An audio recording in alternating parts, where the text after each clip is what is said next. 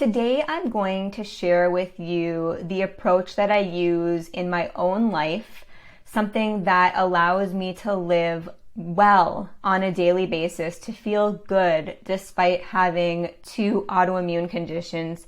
And this approach has really allowed me to simplify down to the essentials. So I've learned what my triggers are, and I know where to focus my attention daily on the foods and activities that make me feel good, which makes this manageable despite having a family, 2 kids, a dog, and an online health coaching business.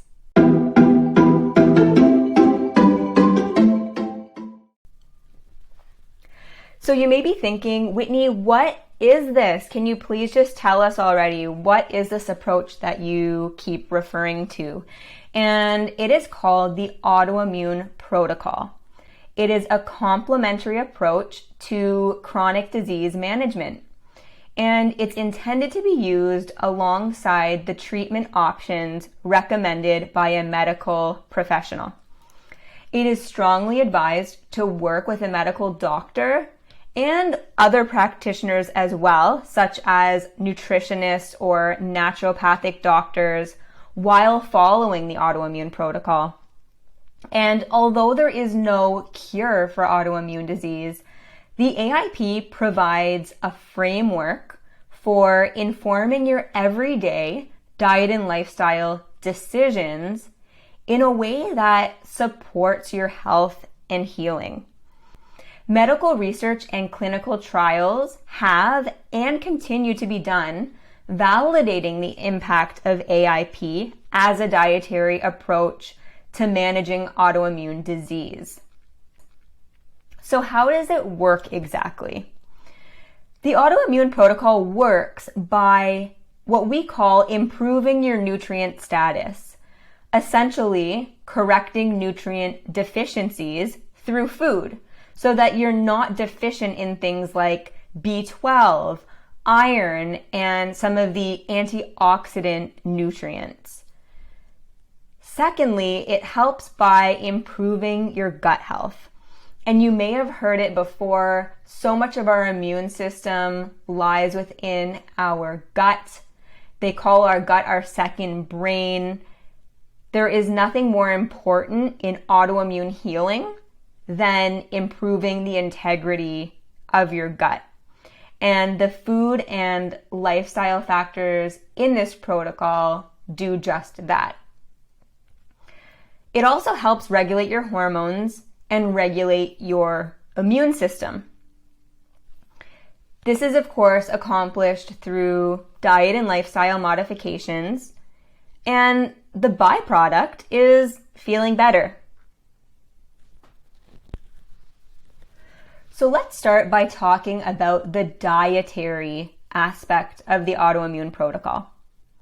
There are different phases to the dietary protocol, and the first is called transitioning. So when you decide to change your diet, there's a transition where you move from eating the way you currently are to eating foods that are on the approved AIP list. And eventually you want to get to 100% compliance on the approved foods. Specific foods are removed from your diet, mainly foods that undermine health or exacerbate the immune response. This approach can be done a couple of different ways. For all of you go-getters out there, you can do this cold turkey, where you take a couple of days to prepare and then you dive right in. And for those of you who prefer a phased approach, you can do it over the course of a few weeks. But whatever you decide, preparation is the key to success for this transition period. Once you are eating 100% AIP compliant foods, you are considered to be in the elimination phase of the protocol. I have a handout for you that I am gifting to all of you for being here today. And it includes everything you need. So if you're curious about food lists, what do I eat? What do I not eat? How long do I stay on this protocol? How long do I stay in each phase? All of that information will be there for you. But with time permitting today, I'm not going to dive into all of that. So the second phase is called the Elimination Phase. This is essentially your healing phase. This is the place where your body comes to a new baseline of health. And it's advised to remain in the elimination phase for a minimum of 30 days. And I know you might be thinking that sounds like a long time, but 30 days out of your lifetime to feel better is really a blip in time. And I know that if it's important to you, you can definitely do it. Thousands and thousands of people have successfully done this, even if they had some doubts at the beginning. So what are we talking about here in terms of a new baseline of health? Something like less pain, noticeably less pain. Perhaps a clearing up of a skin rash, healthy bowel movements. Or if you are having blood work on a regular basis, you may see some changes for the better in your blood work. Using a symptoms tracking journal and pursuing lab testing will help you keep track of your progress.